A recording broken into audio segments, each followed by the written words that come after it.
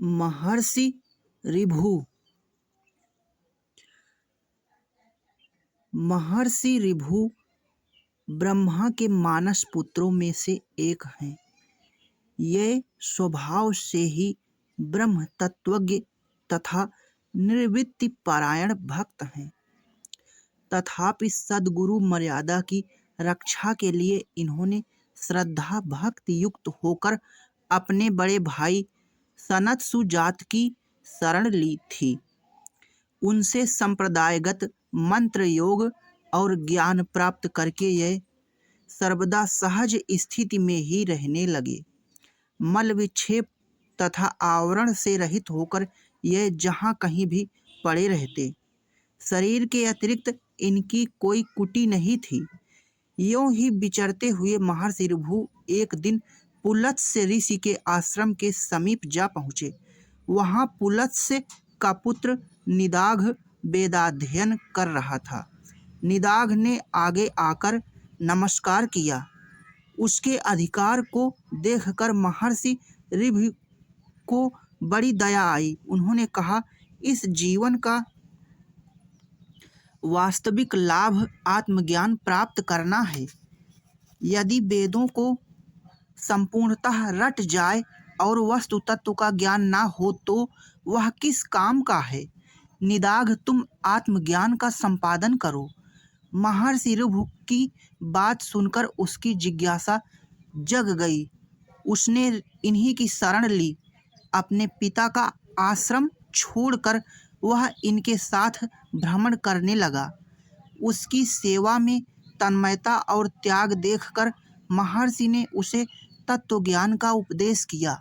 उपदेश के पश्चात आज्ञा की कि निदाघ, जाकर गृहस्थ धर्म का अवलंबन लो। मेरी आज्ञा का पालन करो। गुरुदेव की आज्ञा पाकर निदाघ अपने पिता के पास आया। उन्होंने उसका विवाह कर दिया। इसके पश्चात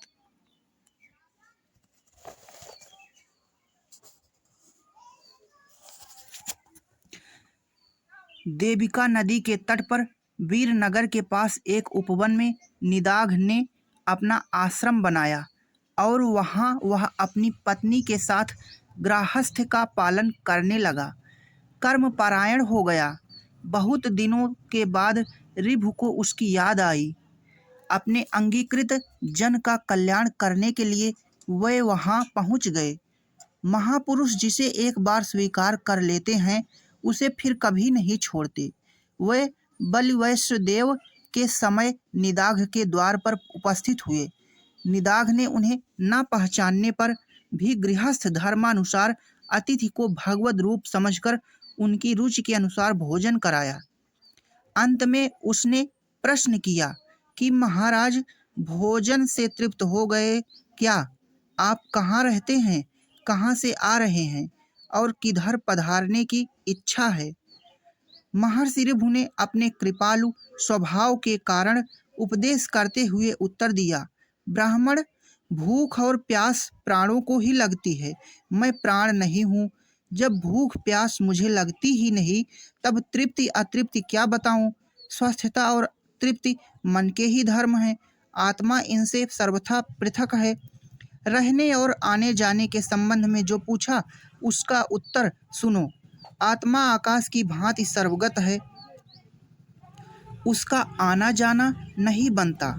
मैं ना आता हूँ, ना जाता हूँ और ना किसी एक स्थान पर रहता ही हूँ। तृप्ति अतृप्ति के हेतु ये सब रस आदि विषय परिवर्तनशील हैं। कभी अतृप्तिकर पदार्थ तृप्तिकर हो जाते हैं और कभी तृप्तिकर अतृप्तिकर हो जाते हैं। अतः विषम स्वभाव पदार्थों पर आस्था मत करो। इनकी ओर से दृष्टि मोड़कर त्रिगुण त्रिव्यवस्था और समस्त अनात्म वस्तुओं से ऊपर उठकर अपने आप में स्थिर हो जाओ। यह सब संसारी लोग माया के चक्कर में पड़कर अपने स्वरूप को भूले हुए हैं। तुम इस माया पर विजय प्राप्त करो। महर्षि ऋभु के इन अमृतमय वचनों को सुनकर निदाघ उनके चरणों पर गिर पड़े। फिर उन्होंने बतलाया कि मैं तुम्हारा गुरु ऋभु हूँ। निदाघ को बड़ी प्रसन्नता हुई। महर्षि चले गए। बहुत दिनों के पश्चात फिर महर्षि ऋभु वहां पधारे। संयोगवश उस दिन वीरपुर नरेश की सवारी निकल रही थी। सड़क पर बड़ी भीड़ थी। निदाघ एक ओर खड़े होकर भीड़ हट जाने की प्रतीक्षा कर रहे थे। इतने में ही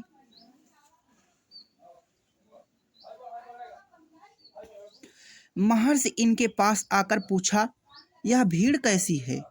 निदाघ ने उत्तर दिया, राजा की सवारी निकलने के कारण भीड़ है। उन्होंने पूछा, तुम तो जानकार जान पड़ते हो, मुझे बताओ इनमें कौन राजा है और कौन दूसरे लोग हैं?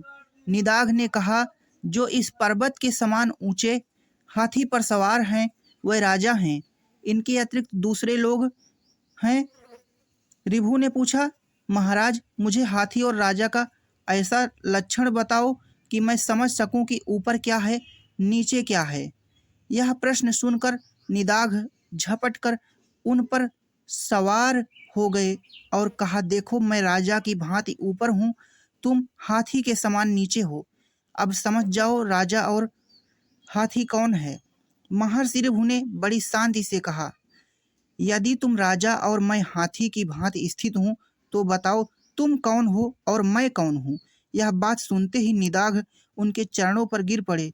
वह हाथ जोड़कर कहने लगे, प्रभु आप अवश्य ही मेरे गुरुदेव ऋभु हैं।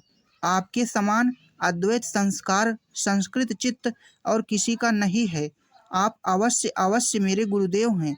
मैंने अनजान में बड़ा ही अपराध किया। संत स्वभावतः क्षमाशील होते हैं। आप कृपया मुझे क्षमा करें। ऋभु ने हंसते हुए कहा, कौन किसका अपराध करता है? यदि एक वृक्ष की दो शाखाएं परस्पर रगड़ खाएं तो उनमें किसका अपराध है? मैंने तुम्हें पहले व्यतिरेक मार्ग से आत्मा का उपदेश किया था, उसे तुम भूल गए। अब अन्वय मार्ग से किया है, इस पर परिनिष्ठित हो जाओ। यदि इन दोनों मार्गों पर विचार करोगे तो संसार में रहकर भी तुम इससे अलिप्त रहोगे। निदाघ ने उनकी बड़ी स्तुति की। वह स्वच्छंदतया चले गए। ऋभु की इस क्षमाशीलता को सुनकर सनकादि गुरुओं को बड़ा आश्चर्य हुआ। उन्होंने ब्रह्मा के सामने इनकी महिमा गाई और इनका नाम क्षमा का एक अक्षर लेकर ऋभुक्ष रख दिया। तब से सांप्रदायिक लोग इन्हें ऋभुक्षानंद के नाम से स्मरण करते हैं। इनकी कृपा से निदाघ आत्मनिष्ठ हो गए। आज भी महर्षि ऋभु हमारे पास ना जाने किस रूप में आते होंगे। उन्होंने ना जाने निदाघ जैसे कितनों को संसार सागर से पार उतारा होगा। जय सिया राम। सीताराम सीताराम सीताराम सीताराम।